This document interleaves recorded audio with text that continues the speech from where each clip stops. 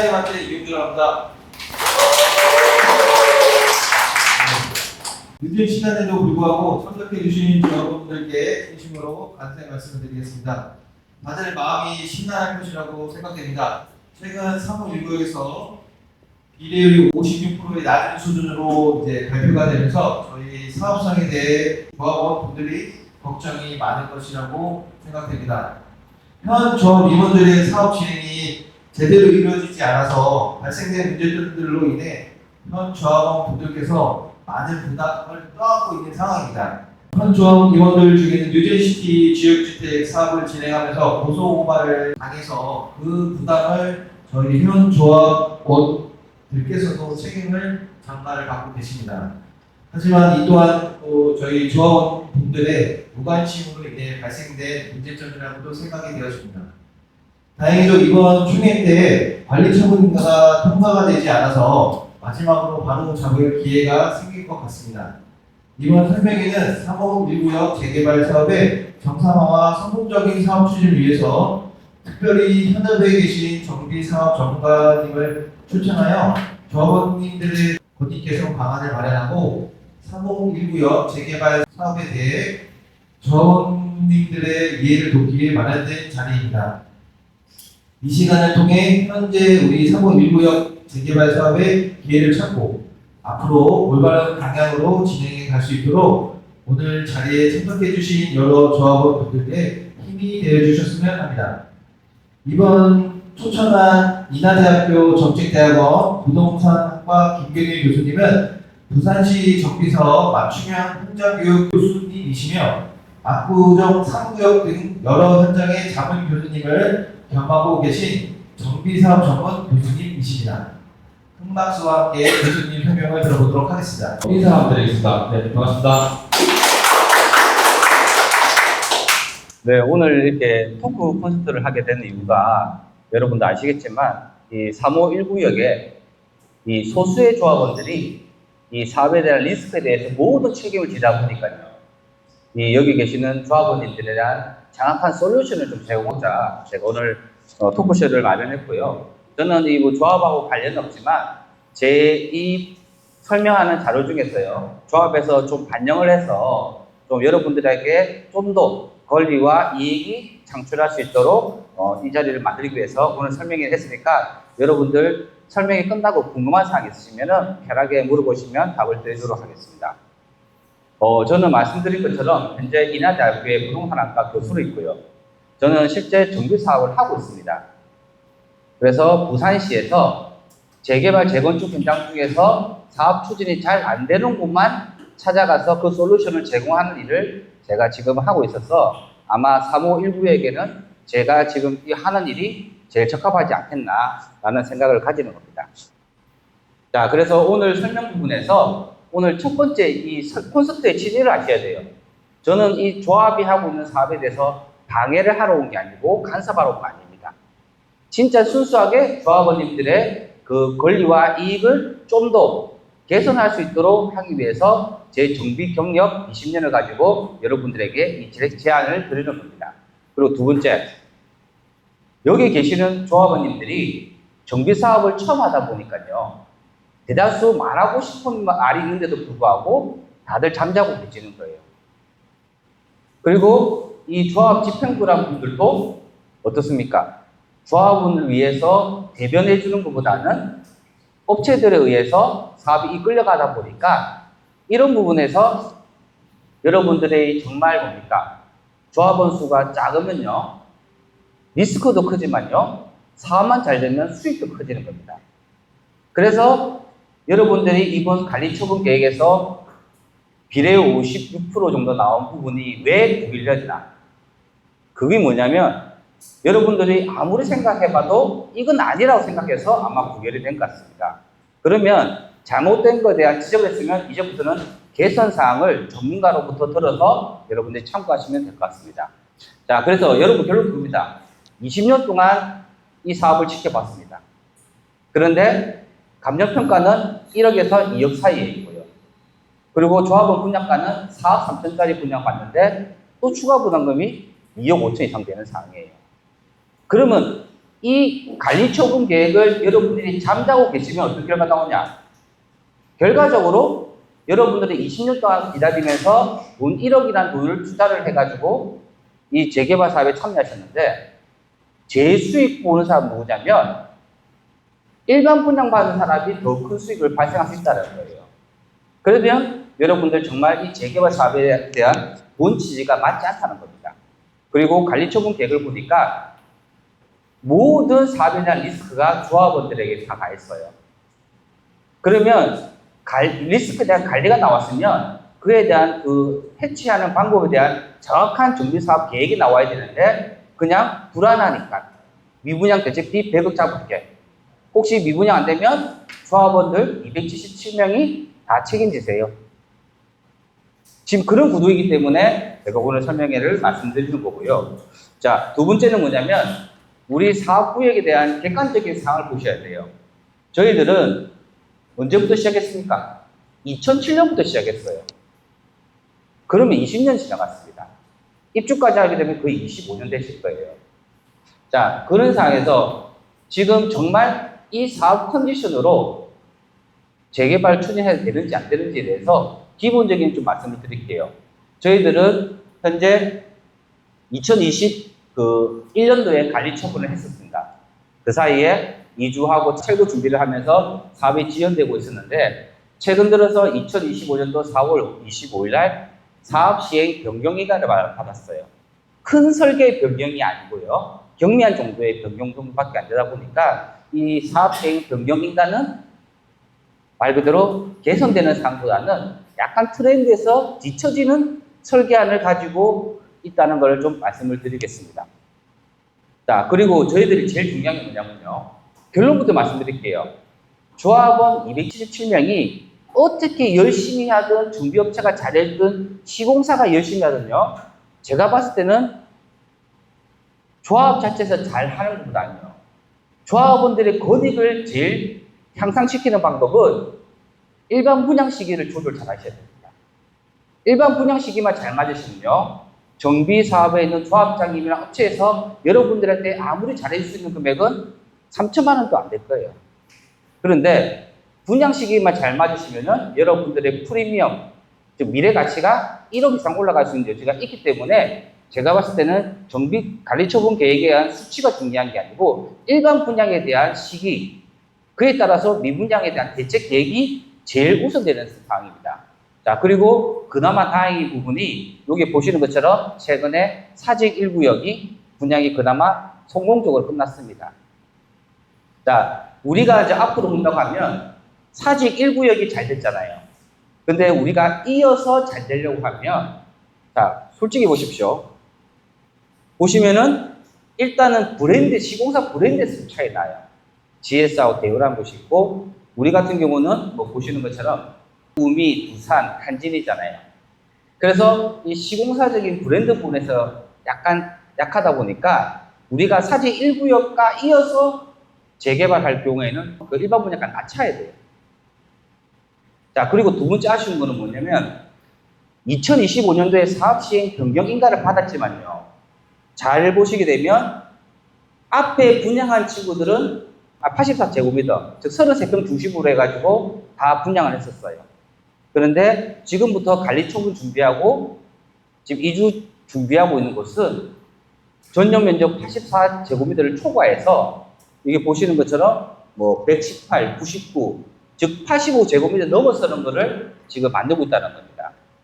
그러면 저희 같은 경우는 2500세대가 만들어진다면 조금 아쉬웠던 부분이 25평의 비율을 좀 줄이고 84의 비율을 그대로 두되 84제곱미터를 초과하는 좀 뭡니까? 큰 평대를 만들었어야지만이 앞으로 여러분들이 입주하게 되면은 그 인근 지역에 있는 아파트를 대비해가지고 84를 초과한 아파트가 있냐 없냐에 따라서 아파트의 가치가 좀 바뀔 수가 있기 때문에 좀 그런 부분이 좀 아쉬웠던 것 같습니다. 자, 그리고 이번에 사직 1구역에서 이번에 분양은요, 일부가 미분양 났다고 해도 이건 미분양이 아닙니다. 그냥 소진이 시간이 지나면 소진될 수 있는 거예요. 그래서 제가 이 성향을 보니까요, 84 타입 중에서 1순위, 2순위, 즉 지역 내에 계시는 분 또는 지역 외에 계시는 분 중에서 84 타입에 대한 약간 선호도가 떨어진 이유가 예전 구조 모양인 포베이의 환상형 구조가 아닌 타워형 구조다 보니까요. 여기 보시는 것처럼 거실, 방, 그 옆으로 해가지고 방방돼 있어요. 이게 전형적인 옛날 아파트 타워형 구조 있죠. 약간 이게 공기순환이 잘 안 된다는 그 구조로 있다 보니까 이 부분에서 일부 미분양이 나와 있습니다. 그리고 보시게 되면 84제곱미터 초과하는 것도 보면 여러분들 거의 분양률이 높았어요. 즉 사람들이 뭐냐면 33평, 4평짜리 아파트의 공급이 인근 지역에 많이 일어나다 보니까 조금 여유 있으신 분들은 어떨까요? 84보다는 희소 가치가 있는 40평대로 많이 선호를 하셨다는 거예요. 그 중에서 99 B타입 같은 경우도 아까 보시는 것처럼 타워형 구조다 보니까 확실히 제가 봤을 때는 그 타워형 구조를 선호하지 않고 청주는 포베이의 개방감 있는 거를 선호한다는 걸 알 수가 있습니다. 자, 그러면요, 여러분들 지금부터 제가 좀 정비 사업에서 좀 객관적인 사항에 대해서 말씀드리도록 할게요. 여러분들 이번 관리처분 계획 변경안이요, 왜 부결됐습니까? 첫 번째는 그거예요. 비례율이 55% 나왔단 말은 조합원들이 기본적으로 분양받은 거에 대해서 추가 부담금 내셔야 되는데, 즉 내 집값이 2억이면은 비례율 55%, 60% 났다면은 권리가액이 1억 1천밖에 안 되는 거예요. 그러면 내 같은 경우는 이사 나가기 전에는 비례율 100%인 줄 알고 2억인 줄 알고 나갔는데, 아하, 이사 나가고 나니까 갑자기 내 가치가 1억 1천으로 떨어졌네? 그만큼 6천에서 한 8천만 원 정도가 여러분들에게 손실이 발생을 하고 있다는 겁니다. 자, 그러면 여러분들 이 부분에서요, 개선할 수가 있는 없나를 제가 정비사업 파트에서 말씀드리도록 할게요. 자, 보시는 것처럼 항상 총 수입을 보시게 되면 조합원들은요, 277세대를 분양 신청하셨어요. 그런데 우리 구역은 일반 분양 개수가 2049세대입니다. 즉 일반 분양수 대비 13%밖에 안 된다는 거예요. 그런데 분양가를 보면 조합원 분양가는 1,300, 일반 분양가는 1,400. 저는요, 최근 들어서 서울, 부산, 제가 대전도 했지만 공사비가 최근에 엄청 많이 올랐어요. 그런데 현실적으로 청주에 맞게 공사비 560만 원 한 정도에 책정된 것은 그렇게 높게 책정된 건 아니라고 봐요. 하지만 인근 지역에 비해서는 공사비가 비싸게 들어갔죠. 자, 그런데 분양가 자체는 현실적으로 봤을 때 제가 봤을 때 너무 낮아요. 그러면 결론은 어떤 거냐? 지금 이 분양 금액 자체가 여러분들이 이 3호 1구역을 가지고 있으면서 지금 시점부터 해서 제일 쌀 때라는 거예요. 그럼 앞으로는 가격이 올라갈 여지밖에 없다는 거예요. 그런데 사람은 누구냐? 조합이 하는 형태라든지 내가 부담해야 될 비용을 알게 되면은 여러분들 어떻게 됩니까? 지치게 되는 거예요, 지치게 되면 급하게 팔아야 되는 거예요. 근데 여러분들 이 구역은요, 제가 명확히 말씀드리지만 여러분들 지금까지 힘들었잖아요. 무조건 이거는 입주까지 가져가십시오. 이 물건을 입주하게 되면은 여러분들 일반 분양 끝나고 공사하는 기간 동안 가만히 앉아 계시면 일일이 올라갈 수 있는 아파트이기 때문에 절대 여러분들은 매도는 하지 마십시오. 자, 그리고요, 두 번째 봤을 때 공사비가 560만 원이에요. 근데 이 공사비 기준은 언제냐면 2024년도 4월 기준이에요. 그러면 우리가 아무리 빨라도 2026년도 한 3, 4월에 일반 분양할 수 있을 거 아니에요. 그러면 여러분들 2년간에 대한 물가 상승률을 적용해야 됩니다. 즉 공사비 560만 원으로 여러분 공사할 수 없다는 거예요. 그럼 시공은 더 달라가겠죠. 그런데 제가 이 정비사업 추산액을 보면서 제일 안타까운 거는 일단 지역주택조합이 들어와가지고 분양받았던 사람들에 대한 모든 리스크에 대한 비용을 조합원들이 안아야 되는데, 보세요. 조합원은 275명이라 잡았을 때 이 보상해주는 금액은 356억 정도 책정됐어요.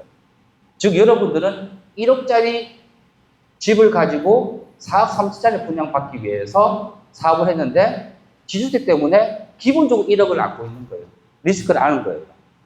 그래서 이런 부분에서 제가 봤을 때 너무 좀 안타깝다는 느낌이 들었고, 두 번째는 뭐냐면 미분양 대책비 있죠. 저는요, 이 관리처분 계획을 어떻게 수립 잘하냐가 중요한 게 아니고 1번이 시공사와 협의해서 일반 분양 시기를 조절해야 된다. 2번 미분양 대책비를 하면 안 되고요. 자, 1순위, 2순위 분양했을 때 얼마큼 분양을 체결하고, 두 번째 나머지 일명 전문적으로 얘기하면 줍줍이라고 있죠. 외진이라서 계약금을 보고 줍줍할 수 있는 거. 여기는요, 분양가 자체가 절대값이 싸기 때문에 외진도 들어온다는 거예요.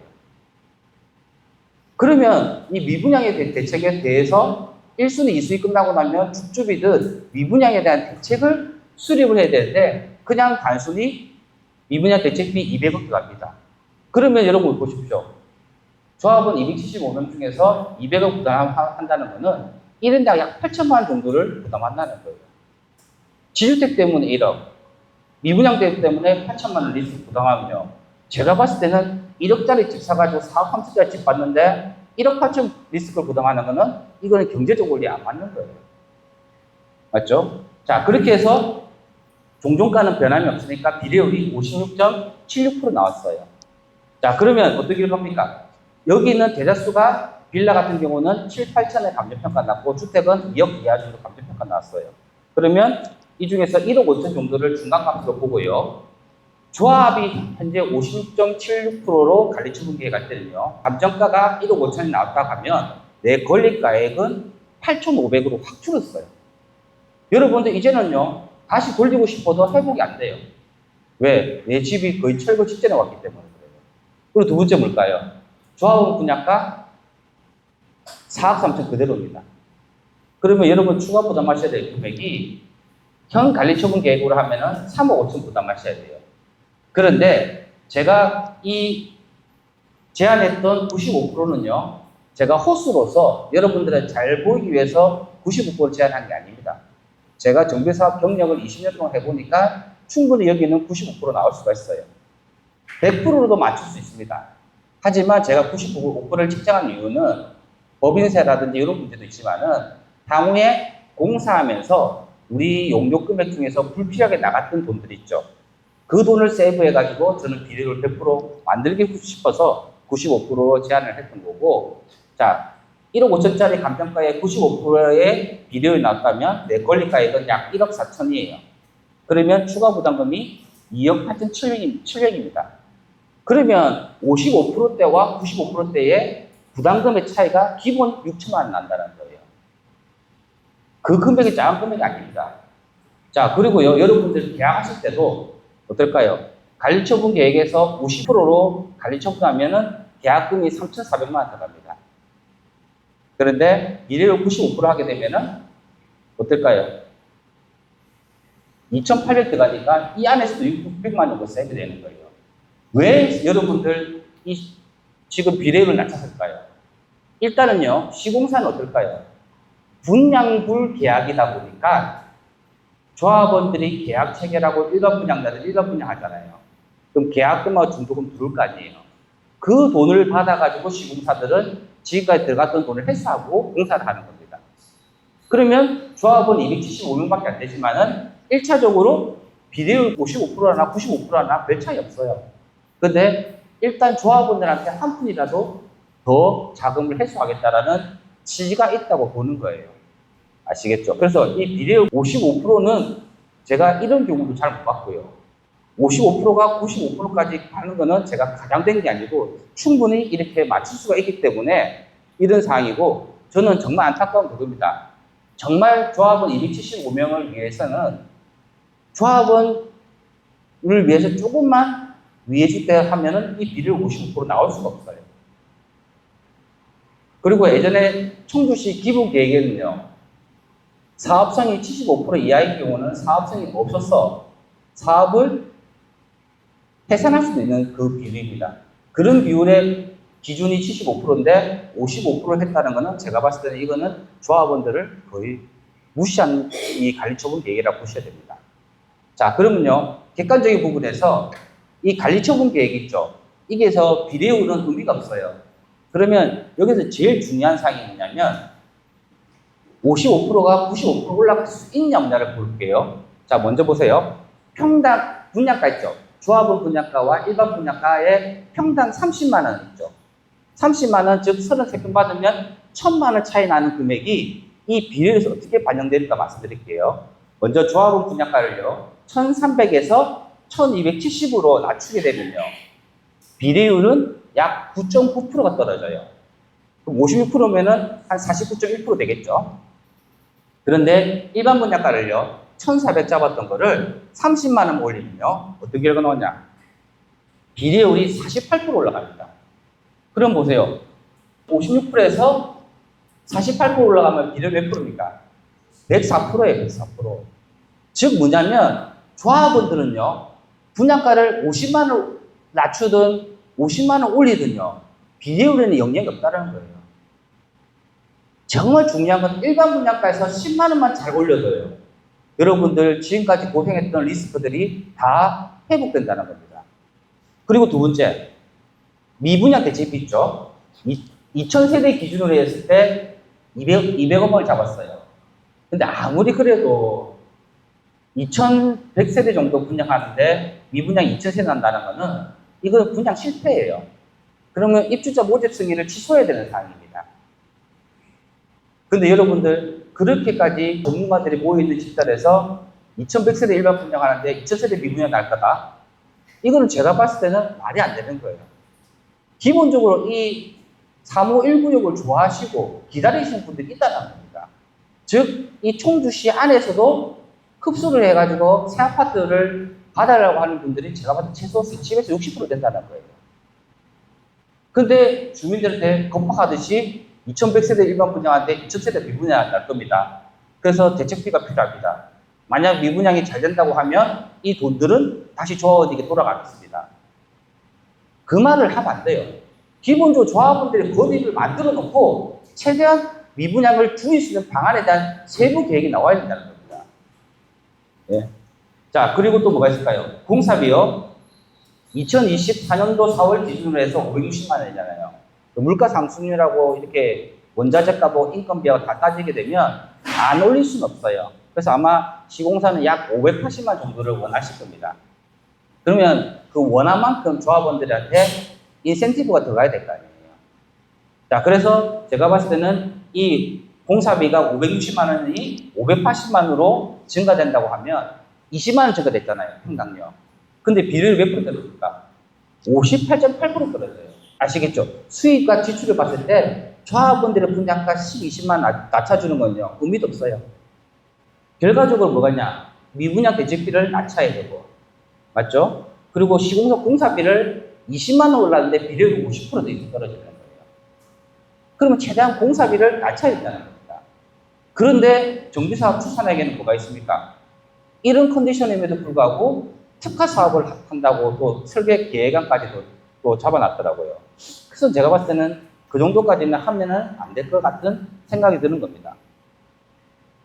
자, 그리고요, 여러분들한테 제가 객관적으로 말씀드리면 2025년도, 6년도까지는 조금 여러분들이 마음이 허전하고 외롭고 힘드실 거예요.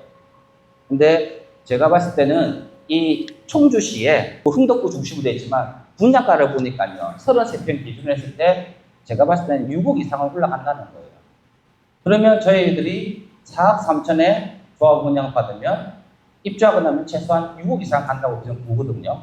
그러면 1억 7천 정도면 여러분들이 지금까지 고생하셨던 것에 대비해가지고 또는 현물 출자를 해가지고 기회 비용이 상실되는 것에 비해서는 좀 부족할지 몰라도 손해는 안 보는 컨디션이 나온다는 겁니다. 자, 그러면요, 일단은 제가 봤을 때는 이 부분에 대해서 제가 정비사업 추산액에 엑셀로 프로그램까지 다 만들었어요. 공사비를 딱 넣으면 비율이 어떻게 나오는지를 해봤는데 정말 95% 나오는 이 정비사업 추산액에 대해서 몇 가지는 안 바꿨는데도 이 바뀌는 거예요. 자, 첫 번째요. 조합원 분양가를 1300을 1270으로 낮췄어요. 맞죠? 그리고 일반 분양가를 1400에서 1430으로 낮췄어요. 그러면 어떻습니까? 일반 분양가와 조합원 분양가가 차이가 얼마입니까? 평당 160이죠. 160이면 33평 하면은 거의 일반 분양가와 조합원 분양가의 프리미, 기본 프리미엄은 얼마입니까? 5천만 원이에요. 맞죠? 자, 이 상태로 했을 때는 여러분들이 좀 약간 낮지만 그래도 기본적으로 내가 조합원으로서 이렇게 기다렸는데 5천만 정도는 싸게 구입해야 되지 않겠나. 이 통상적인 생각 가질 수 있잖아요. 그리고 두 번째, 공사비를요 560만 원인데 분명히 저는 올라갈 수밖에 없어요. 하지만 시공사가 원하는 금액대로 580만 원 다 주면요 여러분들 부담금이 너무 커진다 보죠. 그러면 제가 봤을 때는 물가 상승률을 적용해가지고 2026년도 그 상반기에 분양한다고 가정했을 때는 공사비는 약 한 575만 원이면 시공사 또한 수용할 수 있는 공사비라고 생각이 드는 겁니다. 자, 그리고 지주택에 대한 보상금은 지금 손댈 수가 없어요. 하지만 여러분들 지주택에 대한 거는 뭐 이 조합의 내부적인 사정이 있었겠지만 한 번은 이 지주택에 대한 들어갔던 비용들에 대해서 조금이라도 헬스할 수 있는 방법이 있는지 없는지도 한번 검토해 보실 필요가 있고요. 그리고 제 같은 경우는 미분양 대체비를 2000세대 전체를 잡은 게 아니고 저희 이 구역은요 1순위, 2순위 하면은 진짜 최소 분양률이 40에서 50% 나온다고 보고요. 이어서 쭉쭉으로 해가지고 나머지 자녀 세대를 분양한다고 보면 저는 최소 65%에서 75% 나온다고 봐요. 그러면 제가 60% 잡았을 때, 즉 40%가 미분양 나온다 했을 때는 어떨까요? 40%면은 800세대예요. 800세대에 1000만씩 잡으면 미분양 대체비는 한 80억 정도가 된다고 보는 거죠. 그리고 나머지 금융주선 수수료가 보니까 워낙 사업비가 크다 보니까 수수료도 많이 들어갔더라고요. 그리고 예비비 같은 경우도 앞에 사업 컨디션이 안 좋으니까 예전에 240억 잡았던 예비비를 100억대로 줄여버리고 나머지 금융에 대한 이자비도 이 예비비 다 줄였더라고요. 그 대신에 이제는 여러분들 공사를 하는 데 있어 가지고 여러분들한테 그 추가로 발생할 수 있는 비용들은 크지 않습니다. 대다수가 추가로 비용 발생하는 부분이 이주하고 철거하고 토목공사 할 때가 좀 많이 나오거든요. 그래서 저희가 봤을 때는 예비비 같은 경우는 굳이 100억까지 안 잡더라도 80억 정도 잡아도 충분히 여러분들 사용해도 괜찮다 생각 들고요. 그럼 이렇게 해서 총 수익과 지출을 해보니까 비례율이 95% 나왔습니다. 근데 제가 말씀드렸죠. 100% 맞추려면 맞출 수가 있어요. 하지만 5%를 남겨둔 이유가 뭐냐면 법인세에 대한 절감도 있지만 두 번째가 뭘까요? 공사를 하는 도중에서 너무 가다하게 지급된 돈이 있다든지 또 이런 부분을 다시 좀 찾아가지고 5%를 채워가지고 100%를 만들려고 해볼 생각으로 만들었다는 겁니다. 자, 그래서 제가 봤을 때는 아까 말씀드린 것처럼 우리 분양에 대한 계획 수립을 잘 하셔야 되고요. 뭐 특화 사업 같은 경우는 좀 약간은 좀 긴밀하게 검토를 할 필요가 있다고 말씀드리고 싶습니다. 자, 그리고요, 요즘은요, 강력시라든지 강력시 옆에 있는 시군구들이요, 경기가 안 좋음에도 불구하고 어떤 성향이 있냐면 1순위, 2순위 분양을 하면요, 그 지역에 있는 분들이 먼저 우선적으로 받잖아요. 그분들이 받는 비율이 거의 40에서 한 50% 정도 됩니다. 그런데 공사비는 자꾸 올라가는데 분양가가 절대적으로 싸고 저희 청주같이 이렇게 싼 곳은요, 사람들이 아시겠죠? 여러분 조합원님들은 최소 5년에서 10년, 20년 기다리셔가지고 이 아파트 받는 거잖아요. 일반 분양들은 어떻습니까? 기다릴 필요 없이 그냥 분양 신청하고 당첨되고 나면 계약금만 건면 되잖아요. 그러다 보니까 이 모든 사업에 대한 리스크들은 조합원들은 다 안지만요. 일반 분양들은 안진 않잖아요. 그러니까 어디에 사람들이 관심 가지겠습니까? 조합원 물건에 관심 많이 가질까요? 일반 분양에 관심 가질까요? 분양가를 더 주더라도 일반 리스크 없는 일반 분양가를 몰릴 수밖에 없다는 거예요. 그리고 여기는 청주의 다른 구역 대비했을 때 분양가 자체가 5억 이하짜리는 거의 찾아볼 수 없습니다. 그렇다 보니까 지금 여기 보시는 것처럼 분양의 포인트가 어디냐? 1순위, 2순위가 아니고 자녀 세대를 제외지에 있는 사람이나 관심이 없던 사람들 또는 주택자들에게 어떻게 분양하는가가 제일 중요한 거예요. 그래서 지금 보시면 부산, 포항, 울산 부동산 경기가 더 안 좋아요. 그리고 또 지금 자녀 세대에 대한 분양 처리 계획을 지금 면밀히 하고 있다는 겁니다. 그리고 두 번째 뭘까요? 여러분들 조합원 분양가 1270, 일반 분양가 1430 이게 중요한 게 아니에요. 객관적으로 말씀드릴게요. 관리처분 계획성으로는 조합원 분양가는 1270이에요. 근데 여러분들은 한 가지 리스크를 안고 있잖아요. 왜? 이주비 굳이 받을 필요 없는데도 불구하고 조합에서 뭐라 했습니까? 이주비 나갈 때는 야 그냥 무지하니까 받아가 라고 했는데 그 받고 난 이후에 뭐가 문제 생겼습니까? 조합에 해줘서 무상으로 줬던 이주비는 향후에 뭐 소득세나 원천세에 대상이 된다 해서 그거는 좀 맞지 않다. 또 형평세 맞지 않다 해서 결과적으로 어떻게 되냐면 아파트 마지막 입주할 때는 내가 모든 이주비에 대한 금융이자를 제가 물어야 되는 상황이에요.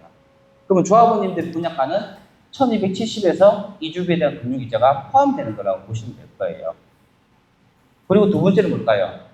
여기 중요한 거예요. 진짜 여러분들 조합원 가치가 더 올라가려고 하면 제일 중요한 게 단순히 분양가에 대한 수치가 중요한 게 아니고 보십시오. 세부적인 게 중요해요. 일단 우리 조합원님들은 1270만 원에다가 이주비까지 포함되어 있는 분양가를 받으셨어요. 근데 일반 분양가는 이거보다 좀 더 높지만은 리스크가 전혀 없는 분양가예요. 그 매력은 어디가 있을까요? 일반 분양이 더 있을 거 아닙니까? 그러면 조합원에 대한 분양가의 매력을 느끼려고 하면 첫 번째가 뭘까요? 발코니 확장 설계도 다 있잖아요, 저희들은. 그럼 조합원들은 이 시공사 공사비에 이 확장 비용을 포함하거나 또는 사업비에 별도로 해서 사업비로 빼서 조합원들은 발코니 확장을 무상으로 해주셔야 됩니다. 그 대신에 일반 분양자들은 401구역도 마찬가지지만 발코니 확장을 별도로 비용을 들어가겠어요. 이 금액만 해도 거의 1,500, 1,800만 원 들어간다고 보시면 돼요. 그 두 번째 뭘까요? 조합원들은 401구역처럼 거실, 주방 또는 안방, 작은 방 이게 총 2대 세대 정도를 이렇게 제공을 해드려야 돼요. 그리고 나머지 남은 방에 대한 것은 조합원들이 추가 부담을 하시더라도 기본적으로 조합원들에게는 한 2세대는 무상으로 제공을 해야 되는 상황이고 당연히 뭡니까? 시스템 에어컨은 일반 분양자들에게는 별도의 계약을 체결하게 됐어요. 이 금액만 해도 거의 1,000만 원, 1,200만 원 됩니다. 그리고 요즘은 뭐냐면 조합원들은 싱크대 상판 있죠. 이 자체도 약간 고급스럽게 가는 거예요. 그러면 싱크대 상판 같은 경우는 공사비에 들어가 있잖아요. 그런데 조합원들은 1,270만 원에 고급 상판이 들어가고요. 일반 분양자들은 일반 상판이 들어가는 거예요. 그럼 거기에서 조합원처럼 업그레이드 하려면은 또 옵션 계약을 해야겠죠.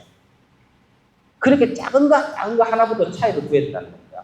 그리고 팬트리 같은 경우도 조합원들은 팬트리 확장형으로 다가서 주방에도 보면 요즘 아시겠죠? 거실하고 주방하고 이 자체 마감대가 달라요. 주방 쪽은 고급 타일로 또 마감을 해가지고 좀 고급스럽게 해놨는데 일반적으로 볼 때는 일반 분양들은 거의 뭡니까? 그냥 동일하게 하든지 아니면 일반 타일로 한다는 거죠. 이런 부분만 해도 금액 자체가 500 정도가 나와요. 요즘은 뭐냐면 공사비 자체가 너무 비싸다 보니까 공사비를 반영해가지고 일반 분양 할 수가 없잖아요. 그래서 예전과 다르게 일반 분양가에 보면은 이 보시는 것처럼 시스템 에어컨, 발코니, 팬트리 확장, 주방 확장, 후드 있죠, 후드. 그것도 다 별도로 해가지고 하는 경우가 많다는 겁니다. 그래서 이런 세세적인 것까지 여러분들 이번 관리처분 계획에는 반영이 돼야 돼요. 이거 반영되지 않고는요, 여러분들 관리처분요, 통과해봤자 의미가 없어요. 그리고 제일 중요한 게 뭘까요? 저는요, 최소한 조합원들 있지 않습니까? 지금까지 고생한 조합원님들한테 통상적으로 우리가 보면은 추가 부담금을 내야 될 거 아니에요. 추가 부담금 낼 때 통상적으로 어떻게 합니까? 계약금 10%는 우리 조합원들이 현금으로 내시고, 그 나머지 중도금 대출받을 거 아니에요. 그리고 나머지 입주할 때 자금 들지 않습니까? 저는 그래요. 제가 만약에 시공사 쪽이나 이랬으면 저는 조합원님들한테 계약금 10%를 현금 있지 않습니까? 만들어서 소리 안 합니다. 일단은 뭡니까? 조합원 중도금 대출했죠. 60%부터 바로 체결하는 거예요. 그럼 조합원들이 당장 돈 준비할 필요가 없지 않습니까? 그리고 난 뒤에 1회차부터 6회차 끝나고 나면 마지막 7회차 때, 즉 연도로 따지면 2026년도 4월달에 분양한다고 보면 2028년도 9년도 정도에 한 번 현금 내셔야 돼요. 근데 여러분들 기분이 다르게 아십니까? 지금처럼 일반 분양가도 뭡니까? 낮게 있는데 일반 분양가 프리미엄도 안 올랐어요. 이럴 때 내가 돈 3천만 원 내는 것보다는 여러분들 어떨까요? 6년도 지나고 7년도, 8년도 됐을 때 일반 분양 프리미엄이 최소 5천이나 1억 정도 올라간다고 보면요. 내 자산 가치가 많이 커졌을 거 아니에요. 그때 뭡니까? 여러분들이 3천만 원 현금 내는 거는 기분이 다른 거예요.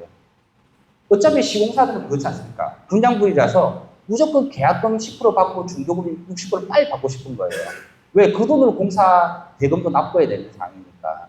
그러면 어차피 자금의 계획상 중도금 60%부터 먼저 대출을 일으키고 나머지 조합은 10% 내는 거를 뒤에 한 2년 뒤에 납부하는 방법으로 한다고 하면 어떨까요?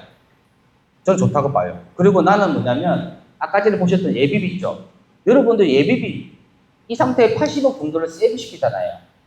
예비비 같은 경우는 세이브 시키고 나면 조합원님들한테 다시 안 돌려줘요. 관리처분 딱 해보고 돈이 남네? 라고 나오잖아요. 그냥 일반 그냥 잘 끝나고. 그러면 어떻게 하냐? 시공사들이 남아있는 예비비를 가지고 하냐면 이번에 우리 구역 내에 있는 그 중앙 광장에 분수대를 한 개 설치할 겁니다. 또 뭐 어디 하나 좀 좋게 할 겁니다. 라는 식으로 해서 남는 잉여 금액이 있으면 조합원님한테 도화를 돌려줘야 되는데 그 잉여 금액들을 대다수 어떻게 한다?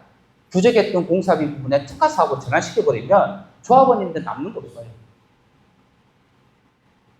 그렇잖아요. 그래서 나는 내 같은 경우는 이 예비비에서 관리처분 예비비에서 보면 80억이라는 금액이 있었지 않습니까?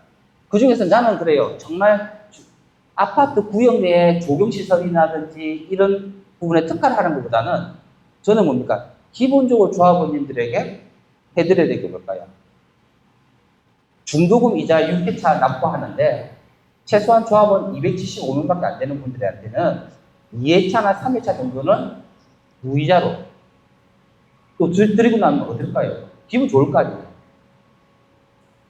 그런 방법도 있고 나는 그래요. 이게 더 중요한 건데 사직 1구역 같은 경우는 계약 금액을 얼마 받았습니까?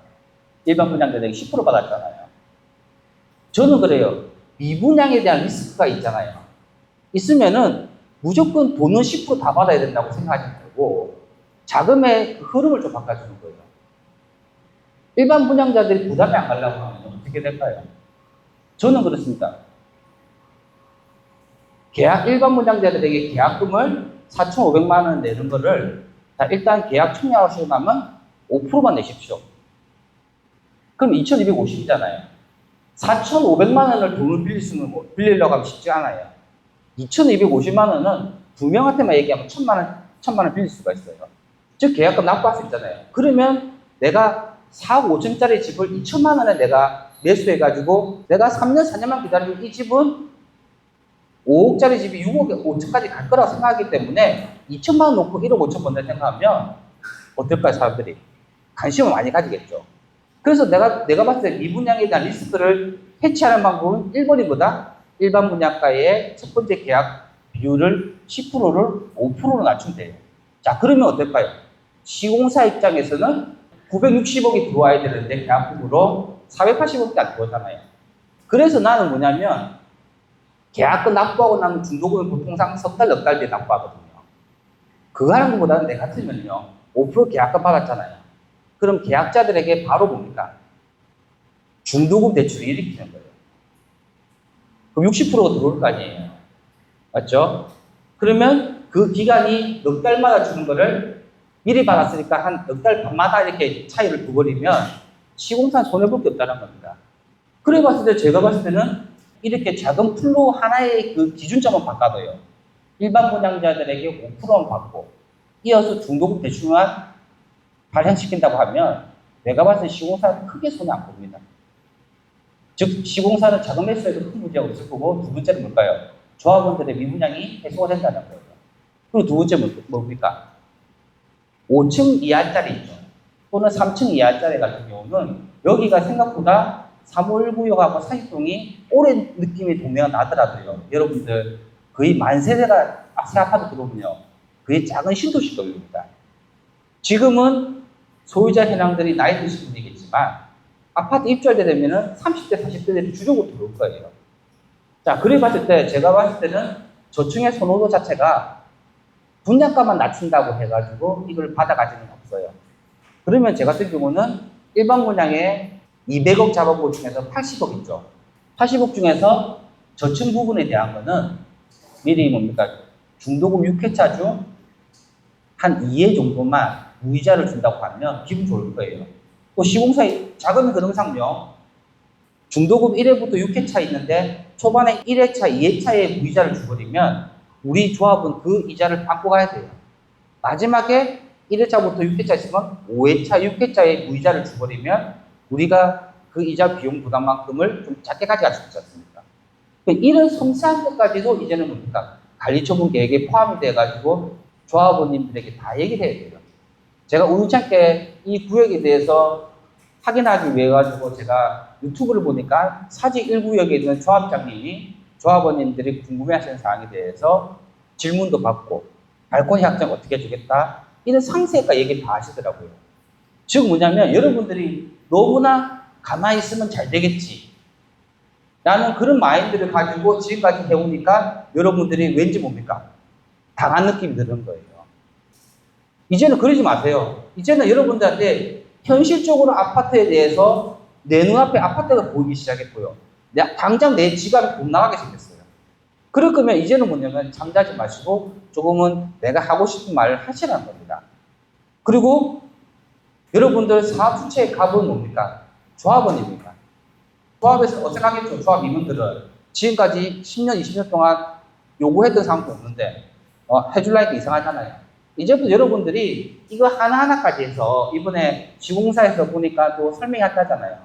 많이 참석하셔가지고 이런 거 하나하나까지도 물어보시고 지공사들도 자기 정책이라는 게 있어요. 그런 부분에서 이렇게 계산해보면은 이 돈이 크게 안 나갔는지 알 거예요. 그럼 여러분들이 말씀하셨던 이런 부분만 잘 된다고 하면 굳이 미분양의 대책비 200억이 갈 이유가 없고 80억 안에 끝날 수도 있어요. 그리고 저는 진짜 우스갯소리로 말하지만 제가 뭐 대학교 강의 가지만 저는 정비업도 오래 했고요. 제가 강의를 하면서 투자자도 많아요. 저는 이 정비업체를 일하고 있지만은 정비업체에 관심도 없고요. 이 조합에 관련해서 하고 싶지 않아요. 하지만 제가 정말 자신있게 잘할 수 있는 거는 뭐냐면 1순위, 2순위 분양가 나잖아요. 그러면 전문용어로 줍줍을 하잖아요. 그럴 때 저를 활용 잘 하시게 되면 저는 전국에 있는 제자들이 있어요.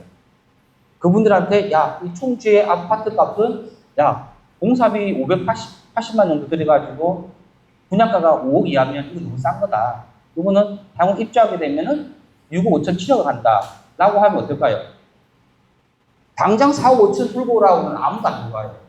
대신에 야, 2,500만 원만 있으면 돼. 이거 잡는 게 낫지. 이렇게 해버리면 어떨까요? 1수 2수 끝났던 부분에서 쭉쭉을 해서 20, 30% 소진돼버리면요. 여러분들 아까 보셨던 그 비대율 있죠. 95%가 110%까지 갈 수 있습니다. 그래서 저는 늘 하는 말이 뭐냐면 정비업은 마지막에 웃는 자가 돼요. 그 중간에 힘들어 지쳐가지고 빠져나가신 분들은 다 손해를 볼 수밖에 없어요. 자, 그리고 보십시오. 이 올림픽 파크 코레온에서 서울에 가장 제일 큰 곳인데 여기도 보시면은 조합원들도 보면요. 조합원들도 보면은 무상으로 제공해 주는 게 있고 유상으로 또 계약 체결할 수 있는 옵션도 있어요. 그런데 보시게 되면 여기 바닥에 보면은 여기 강마루를 사용했고 저게 조합원들이 추가 부담해서라도 더 내는 건 원목 마루를 했고 일단은 일반 분양 어떻습니까? 강마루를 해가지고 등급을 3개로 나눠놨잖아요. 그리고 나 보시면 시스템 에어컨 같은 경우 다 유상. 나머지 인덕션에서 냉장고 같은 경우도 보면은 조합원들은 냉장고, 드럼 세탁기 다 적용했어요. 여기는 그만큼 일반 분양이 자신이 있었겠지만 우리는 여기까지 할 필요는 없지만요. 최소한 주방 확장을 해야지 팬트리 같은 거 좀 약간은 고급화돼 보이는 트렌드적인 부분은 유상으로 받으셔도 된다는 거예요. 자, 그리고 제가 좀 일반 분양 시기에 대해서 좀 제언을 좀 드리게 되면 저는 그렇습니다. 이번 관리처분 계획에서는요. 정비사업 추산액이라도 좀 더 구체적으로 분양 계획서 있죠. 시공사의 분양 계획서까지 같이 받으셔가지고 작은 플로우를 잡으시는 게 제일 중요하다 생각 들고요. 두 번째는요. 일단 사직 1구역이 성공했어요. 근데 우리가 바로 이어서 분양을 하게 되면 우리는 사직 1구역보다 브랜드도 약하기 때문에 분양가 낮춰야 되는 조합원에게 수입을 줄어들게 만드는 방향이 있다 보니까 우리는 사직 1구역과 좀 떨어져서 분양을 해야 돼요. 자, 그리고요. 제가 봤을 때는 2026년도 하반기도 보면 조금 빨라요. 제가 봤을 때 해계연도를 넘겨서 2027년도에 상반기 때 정도에 분양하면은 상반기보다 중하반기 제일 좋죠, 원래는. 지금 청주 같은 경우는 입주 물량하고 분양 물량들 자체가 2027년도 상반기까지 맞거든요. 그럼 중하반기에 좋지만은 그래도 원래 아마 조합이 분양 계획을 수립한다면 2026년도 4월달에 일반 분양을 하려고 준비할 거예요. 시간상으로 봤을 때. 그러면은 우리가 1년만 늦춰서 2027년도 4월달에 일반 분양을 한다고 하면 분양이 미분양에 대한 걱정을 할 필요가 없다고 생각되는 거예요. 자, 그러면요. 잘 보세요. 제가 했던 남천동에 있는 3위타워 아파트 있죠. 조합원 분양가가 평당 1,700인데 커브하고 분양가 상한 제한을 받아가지고 일반 분양가 1,800이었던 거예요. 근데 인근지역 시세는 2,300만 되는 거예요. 그래서 어떻게 했냐면요. 분양가를 더 받기 위해서 분양 시기를 늦추잖아요. 통상적으로 늦추게 되면 사업이 중단되는 모양이 나와요. 저는 그게 제일 싫어요. 그러면 어떻게 되냐? 일단은 우리는 여러분들 소유권 확보가 다 됐기 때문에 철거할 수 있는 시점이 됐어요. 그럼 철거를 빨리 해가지고 착공을 들어가야 돼요. 그 착공 들어가게 되면 시공사 때는 어떻습니까? 장비하고 인력대 들어가야 되잖아요. 돈 지출이 일어날 거 아닙니까? 근데 이 지출을 어떻게 하려고 했어요? 조합원 분양가, 일반 분양 계약 체계를 해가지고 그 돈 받은 거 가지고 돈 주려고 했는데 일반 분양도 없이 이대로 가버리면 시공사는 어떤 상황이 발생하냐? 예, 착공 들어가십시오라고 하면은 순간 어떻게 됩니까? 시공사 돈으로 다 공사를 넣어야 될 거 아니에요. 계산해 보니까요. 결론은 뭐냐? 2027년도 4월달 이후에 일반 분양을 하려고 하면 지금처럼 기다리지 마시고요. 어떻게 되냐? 빨리 철거하고 착공을 들어가셔야 돼요. 두 번째는 뭐냐면 시공사가 그만큼 작업 횟수가 늦어지잖아요. 근데 이거 제가 계산해 보니까 자, 전체 2000세대 중에서 분양률이 80%라고 하면 계약금 자체의 10%가 한 1,000억 정도가 돼요. 1,000억 중에서 우리 같은 경우는 2026년도 4월 달에 우리 계약했다고 하면은 2027년도 4월 달에 일반 분양할 거 아니에요. 그럼 늦어지는 기간이 몇 개월입니까? 1년이잖아요, 1년. 그러면 960억 중에서 1년 정도가 늦어지는 거잖아요. 그럼 시공사 해소가 안 된 거잖아요. 그러면 그 돈을 만약에 은행으로부터 자금 차입을 했다. 그러면 시공사가 그 돈 가지고 공사를 진행하면 될 거 아니에요. 그럼 이때 발생되는 이자가 얼마냐면 계약금 10%에 대해서 발생되는 이자가 한 48억이 돼요. 그리고 두 번째 몇 개월 뒤에 중도금 1차가 발행될 거 아니에요. 그때 우리가 960억에 대해서 그 이자 발생된 금액이 32억입니다. 그리고 아마 1년 동안 안에 중도금 한 2차 정도를 갔다고 했을 때 이때 비용들 자체가 한 16억이니까 즉 뭐냐면 빨리 철거하고 선착공 들어가잖아요. 그 대신에 일반 분양을 1년 뒤로 넘긴 거지 않습니까? 이 사이에 시공사가 자금 회수가 안 되었던 금액에 대해서 우리가 자금을 차입해서 돈을 주고 이자를 낸다고 생각하면요. 이 금액 자체가 얼마냐면 약 금융이자가 96억이에요. 자, 그럼 96억을요, 또 조합원들 275명이 부담해야 될까요? 아니에요. 이 공사비라든지 금융이자로 증가된 거는요, 어떻게 갚아야 되냐면, 일반 분양가를 올려야 돼요. 그래서 제가 96억에 대해서 일반 분양가를요, 1,430만원이라고 책정한다 했잖아요.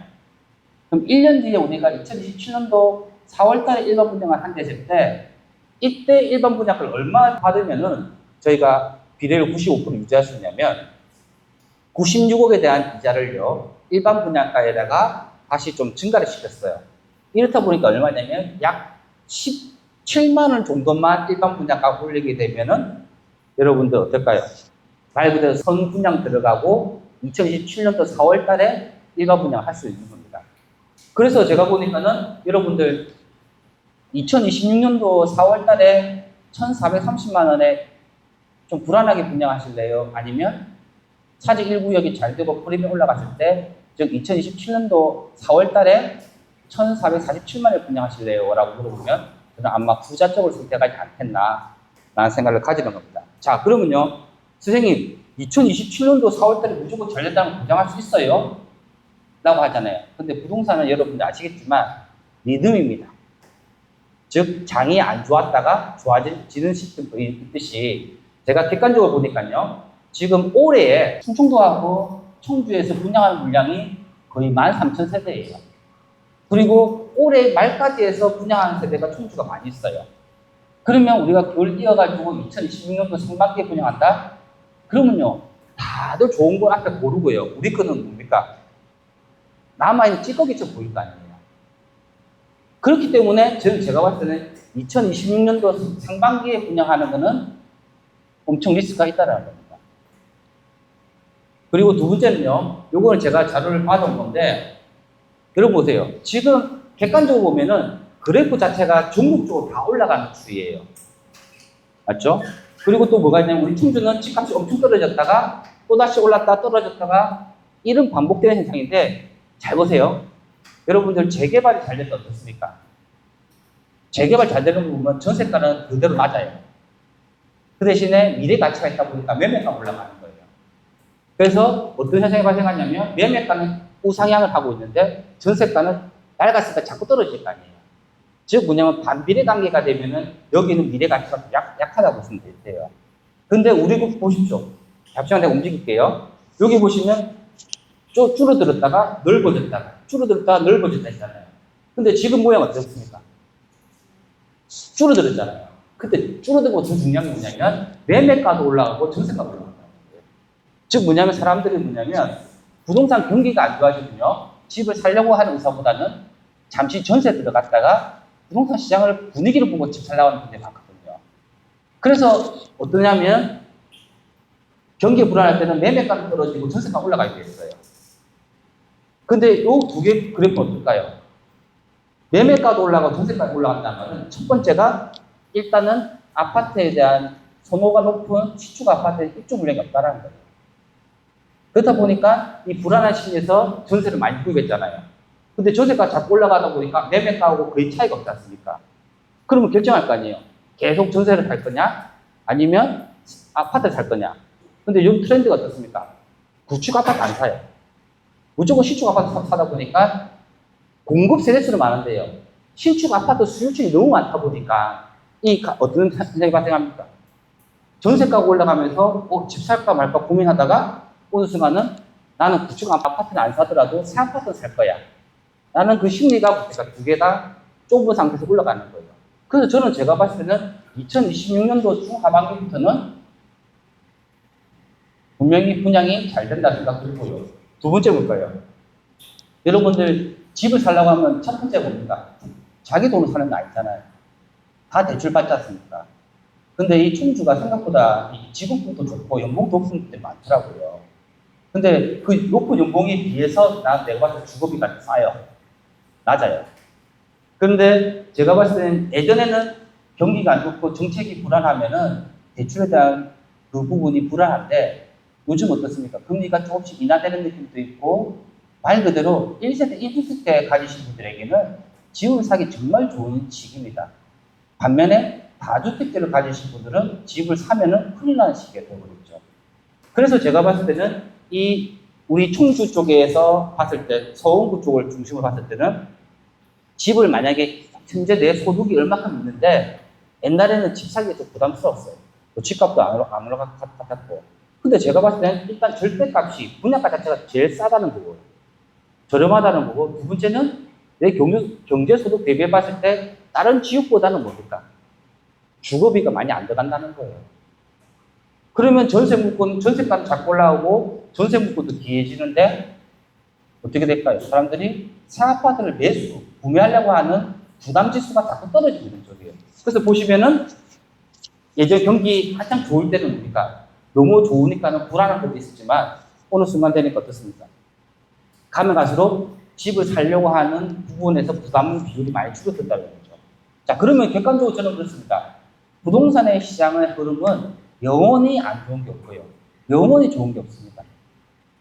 항상 롤러코스터처럼 좋았다가 올라갔다 하는 그 곡선을 그리고 있는데 제가 봤을 때 지금요. 여러분들 내년 중반기까지만 힘들지 여러분들 그거 지나고 나면 정말 집 가지고 있었던 거 잘했다. 그리고 2018, 9년도에 입주한다고 되면, 야, 그래도 너 10몇 년 동안 고생했지만, 그래도 아파트 입주하고 나니까 이 아파트가 그래도 6억, 7억을 파네? 라는 생각을 가질 수 있는 부분에서 저희 같은 경우는 이런 그 지수를 가지고 분야 시장을 얘기를 하고 있는 거예요. 네. 자, 그래서 제가 마지막으로 말씀드리는 건 뭐냐면, 여러분들 올해 하고 내년 상반기까지 고생하시고요. 대신에 이제는 가만 앉아있지 마시고 하고 싶은 말 하세요. 여러분들 앞으로 들어갈 아파트예요. 그래서 시공사한테도 얘기를 하셔가지고 분양 계획이라든지 세부 계획을 반드시 확인하시고 그 세부 계획이 관리처분 계획에 반영이 되는지도 확인하셔야 돼요. 아시겠죠? 그리고 여기 보면은 제가 요즘 들어 제일 많이 하는 말이 뭐냐면 재개발 재건축에 보니까요. 사업이 안 되는 것처럼 보여도요. 이 보시는 것처럼 피지 않는 곳은 없는 것 같아요. 내가 봤을 때 이제 피는 날이 아마 2027년도 중순이 안 되겠다. 라는 생각을 가지고 오늘 그 토크 코스를 마치도록 하겠습니다. 감사합니다.